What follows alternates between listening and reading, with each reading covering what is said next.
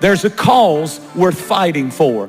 Our families are worth fighting for. It's not easy. It's not easy to hold your family together. It's not easy to raise children in the times in which we live. Everything seems to be against the family and against the home. But when we decide that our families are a cause worth fighting for, God said, then I will fight for you. Fight for your family. Fight for your marriage. Don't give up on it. Fight for it. Fight for your wife.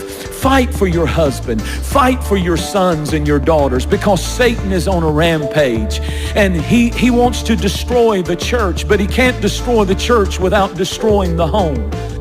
The story is told in the Northeast of a famous attorney who had an alcohol problem. He was very successful, and on the way every day to his law practice, he would walk on the streets of Chicago past a bar, and he would slip in for a morning drink and then go on to his office, and he did it every day.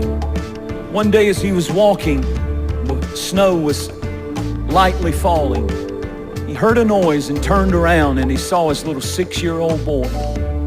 Somehow he had slipped away from his mother and slipped out of the house. And when he looked, the little boy was putting his little foot in the big footprint of his dad. The dad had left that footprint in the freshly fallen snow. And the little boy would put his little foot in the footprint of the big steps that his dad was taking. Suddenly, as he was standing outside the door of that bar, and he looked back and saw that that boy was stepping in every one of his footsteps.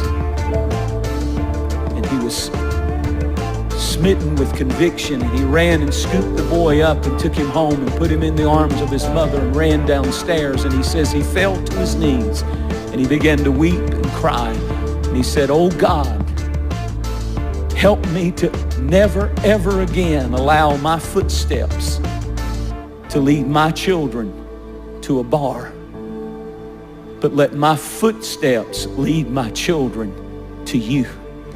Enjoy your family. Love your family, because the enemy wants to do everything he can to divide and conquer and destroy. He wants to make your family miserable. He wants to make your marriage miserable. He wants to make your relationship with your children miserable. And we are not ignorant of his devices. It's costly commitment. It costs you something to hold your family together, to hold your marriage together, to hold your children together. Don't leave it up to the preacher to save your family. Don't leave it up to the youth director or the youth program or the church or somebody else. Don't even leave it to the mother, dad, to do your praying, but get your family. I love the words of Joshua when he said, "As for me and my house, we will serve the Lord." I want to say to parents and people who are here, fight for your family. Stay in their business and stay in their lives. And when you have to stand up and correct them, correct them. If it hinders and hurts and you have all kinds of stuff going on, stand for what's right. Fight for what's right. Stand on the truth. And you know what? They may go wild, they may get crazy, they may get mad, they may go off. But if you have raised them right, if you have raised them in the house, you don't have to be a perfect family. But if you've done your best to bring them to the house of God and to serve the Lord before them, and you've done your best to have God's presence in your home and in your life, there's something that gets on your family that they will never be ever be able to get away from. As a matter of fact, I just want to tell you, there's nothing more important than what you're doing right now. It's more important than a ball game. It's more important. We've lost that. See, we don't believe this old stuff anymore. But I'm going to tell you, beware of dangerous distractions that take you and your family away at critical times when the children need to be in the house of God. We're fighting for our families. Every time we get up and bring them to church, every time we open the Bible and pray, we're fighting for our families from this day forward.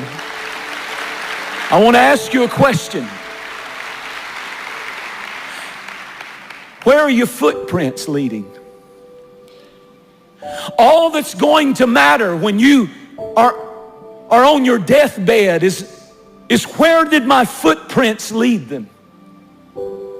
If you're leading your children to Jesus, if you're leading them to serve Him above all, prioritizing Him above all,